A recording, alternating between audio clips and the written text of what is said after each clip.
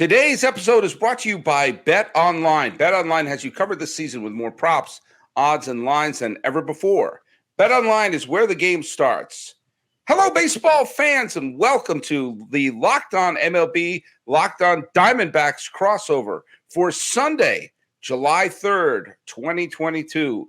For those of you who are British, I hope you're celebrating the last day you own this place. I am your host, Paul Francis Sullivan. I am normally the host of Locked On MLB by myself, but every week I get together with my buddy right over there. That's Millard Thomas, the host of Locked On Diamondbacks, and we discuss the events of baseball and try not to make anyone mad.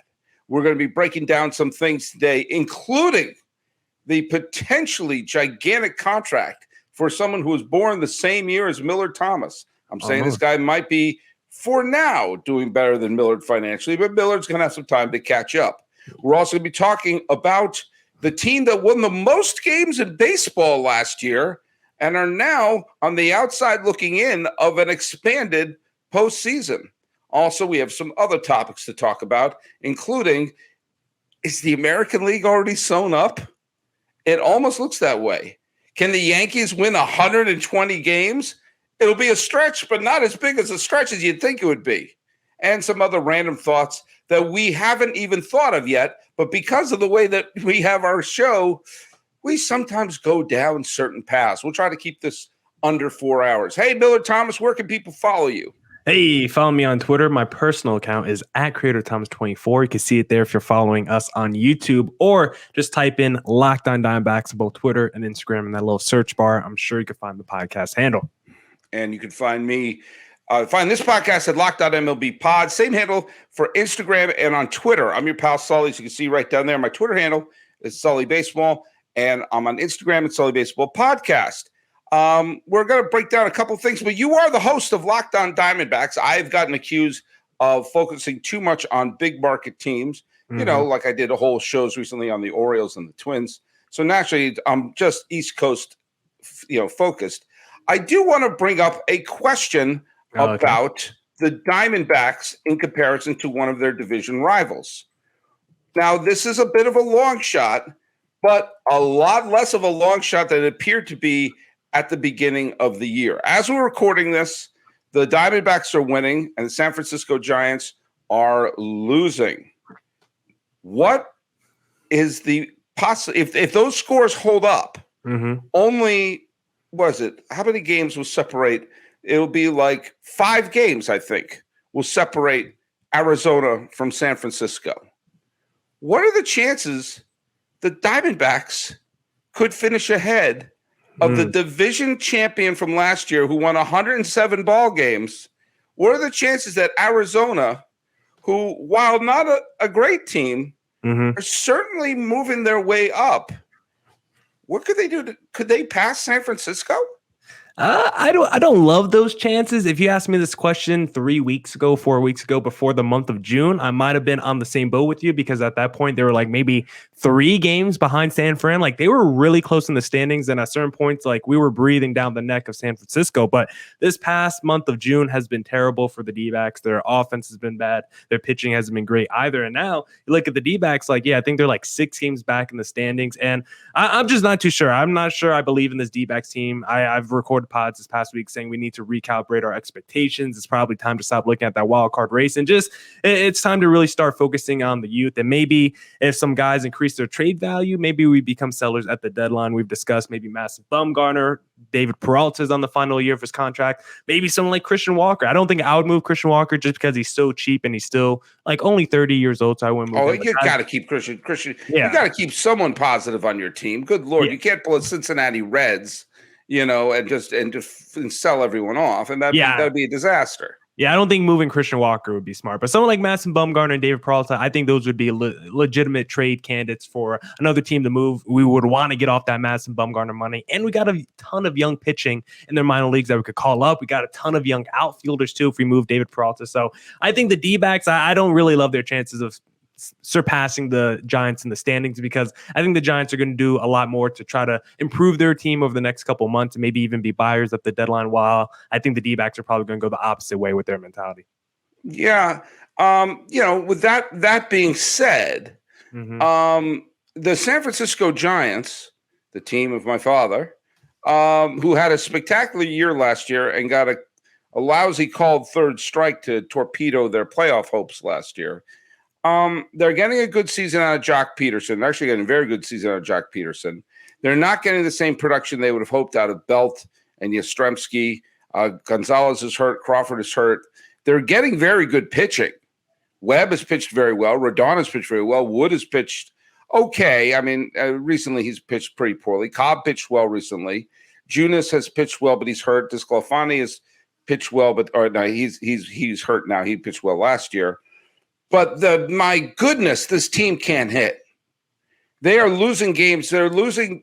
I know many Giant fan friends through my times in the San Francisco Bay Area, and they're at a loss because last year every ball dropped in, every pitcher contributed, and I guess you saw how fragile it was. I thought they were going to have a regression, but a regression from a 107 win, season could still be in the mid 90s. They don't look. They look like they're going to be low 80s right now. Now, you did make a great point that the time while the Giants have had a bad month, the Diamondbacks have said, "Hold my beer." Yeah. And are making a great run for. I mean, they had a very good. They had a good May. They had a winning May. The Diamondbacks did. I think they were 10-12 in May. They were like right near 500. It was a positive May though. But like they've been bad in June. They've been plumb bad in June. Or May they were good. It was the first month they were 10-12. May they were good. But they were at a winning record in late May. Let's see, when was the last time they were above 500? I'm here at baseballreference.com, the single greatest website in the history of the planet Earth. Yeah. They were above 500 last. It was probably in late May. Yeah, it was probably like 2 games above 500, something like that. Yeah, in late May they were above 500. And after that day, and visions of wild card dancing in Arizona's head. That was me. I thought, I know. I was checking the tab, Sully. We were on the pod. I'm like, hey, first time today, I checked the tab, looked at the standings, and we were close to the Giants right back then.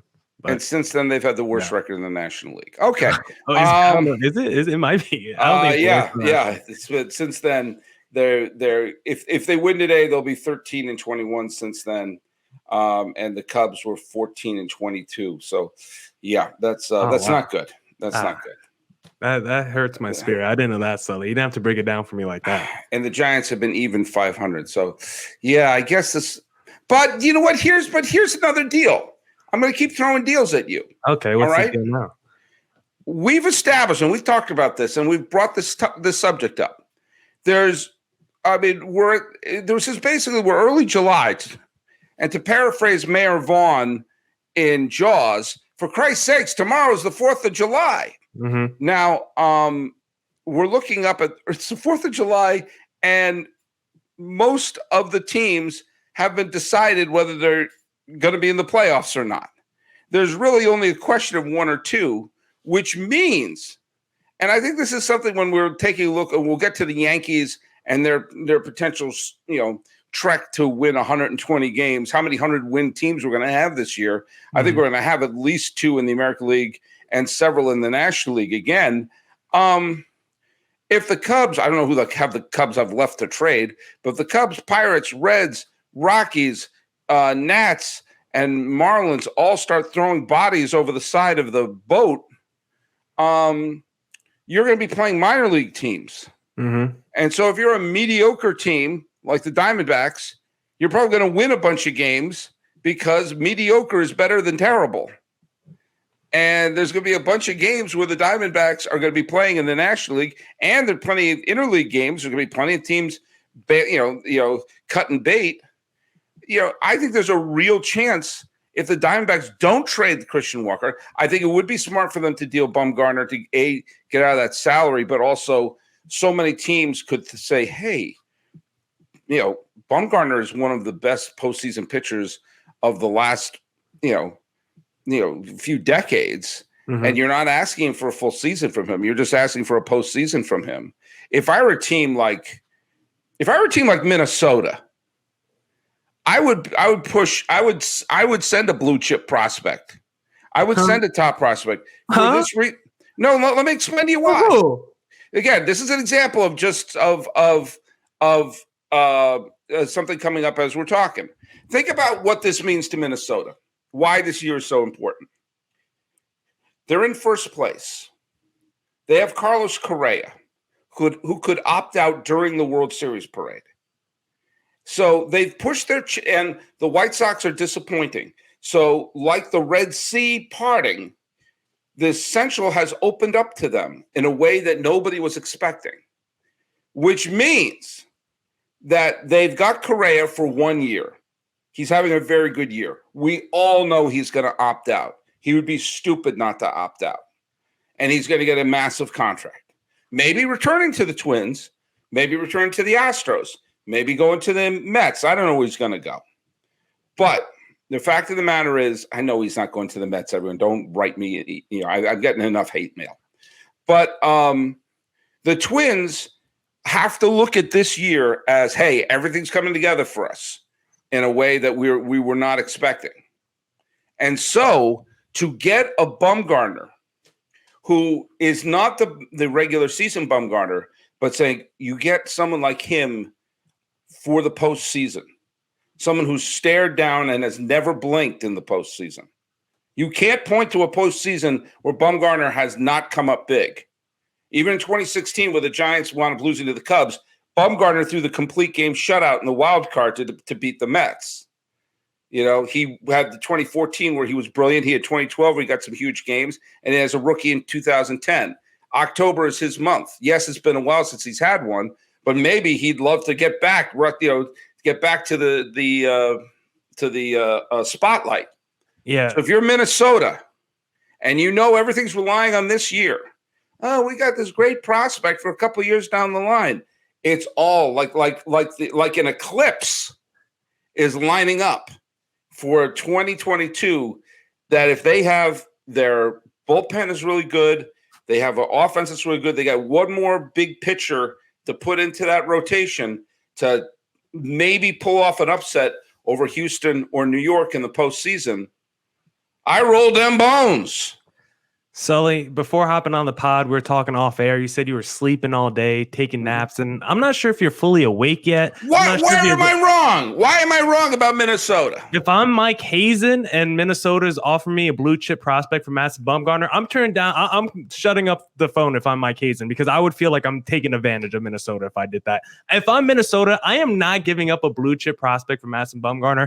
I'm telling you, if you take Madison Bumgarner away from Brent Strom, he's not going to be that effective. I've seen enough of Madison Bumgarner the first 2 years, and he's been really good this year, but I think it's the Midas touch of Brent Strom that's keeping Madison Bumgarner together and just giving him this life right now that we see this season, because there was nothing those first 2 years in Arizona. Even those last couple of years in San Fran, you could see the decline of Madison Bumgarner, and players of Madbum's caliber of where he is in his career, they just don't go for blue chip prospects. Like, that would just be an all-time fleece by the Dbacks. Like, they traded Eduardo Escobar last year for Cooper Hummel and some other prospect. Like, every time the Dbacks make a deal, they get back like a terrible package. So if we were somehow able to get a blue chip prospect from Madison Bumgarner, like, I would get on my knees and start praying to Mike Hazen, because that would be blasphemous for Minnesota to do something like that. I honestly just don't think it's even possible. So for D-backs fans, don't get your hopes up, because if Madison Bumgarner gets traded, I promise you it would not be for anyone that's even probably a Major League Baseball player.